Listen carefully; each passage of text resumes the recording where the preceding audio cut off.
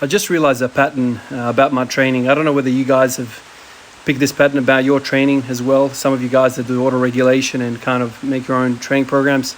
But I've kind of realized that I tend to do high repetition training when it's cold. You guys probably hear the rain.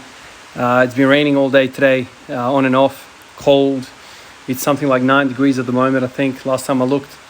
It's cold, right? And for some reason, ever since I've kind of gotten over COVID, I've had this pull, I've had this urge to do high rep training. And a part of that is also, well, I've just spent 7 days in bed not doing anything really. You know, the 3 or 4 of those days I, quite unwell, sick, fever, all that stuff.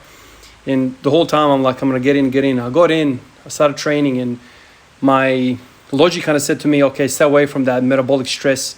Your body's not ready for it. Stick to singles. But for some reason, my body wanted me to do reps. I wanted to get some, air through me. I wanted to use my lungs. I wanted to cough up all that gunk that's sitting at the bottom. And that's kind of the reasoning I had. But I just realized on top of that, it's getting cold in Australia, right? It's May. It's kind of getting cooler, and it's raining basically all this week. And so it doesn't really make sense to come in here and take 5 or 10 minute breaks in between sets when you're working with singles or doubles or triples. That kind of training I feel like is more suited for warmer weather, especially if you're somebody like me that trains in a garage.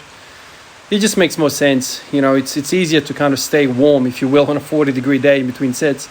But if I was to take a 10-minute break on a day like this, I'll freaking cool down too much. You want to keep moving on a day like this. You want to break a sweat. You want to get a little bit sweaty in the jumper, produce some heat, and then go for it. And frankly, it's easy. Like, it's so much easier to do, breathing squats when there's, temperature like 10 degrees. There's just more oxygen around per breath, When it's 40 degrees, I remember, man, this one time in the previous house that I lived in, the shed, oh my Lord, we were living away from the coast, fair bit inland. And so whatever it is kind of like towards the beach here, it's like 10, 15 degrees up over there. It's like the desert over there. And so when the shed would warm up, the concrete would warm up, my Lord, I remember days I would come in and the bar was too hot to freaking touch. You couldn't rack the bar.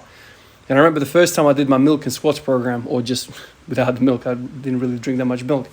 But when I did those breathing squats, the super squats program, my Lord, you rock up, you can freaking barely breathe doing the barbell, let alone loading 140 kilos and trying to get to 20 damn reps. So I feel like there's seasonal changes in training that we should kind of think about. It just occurred to me now that I'm sitting here, I'm like, why do I feel so damn good training? It's like cold weather, it's freezing out here. I know, like, I'm saying freezing, but relatively speaking, some of you fellas that are in freaking Canada, I remember when you guys were like in January, December, my God, you guys were copping a big time and you were saying like minus 30 degrees and things like that.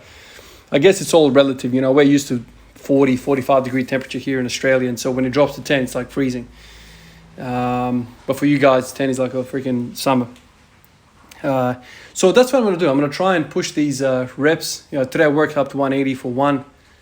I did 140 for a set of 10. I also did 140 for 10 yesterday. I'm going to try and kind of get some reps, 140, 160. I would love to get to 160 times 10. Just get some breathing going. And then after I did the 140, I decided to do 4 sets of 10. Kind of back off, 2-plate squat, which is like, it's like less than 50% of my max, my true max, or 210, or previous max. But it's good. It's light enough weight so I can kind of do whatever I want with it. In terms of loading perfectly. This is the thing with when you're doing 80-85%. I've mentioned this before. When you're always fighting for every rep, there's a tendency to go to the side of your body that's really strong. In my case, I like to lean over.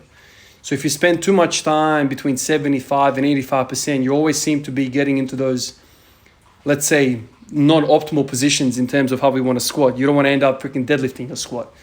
But that's what happens when you start grinding out these reps. You start going further and further away from the optimal position of squatting and more towards deadlifting type of posture, which is my strength.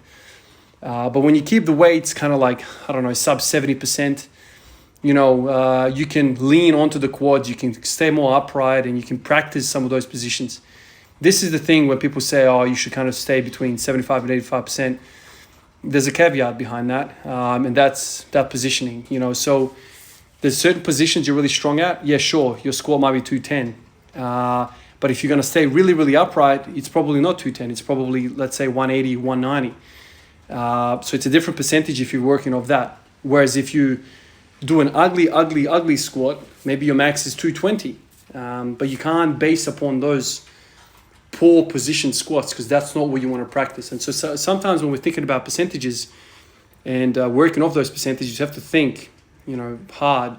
Was it a really clean 1 rep max?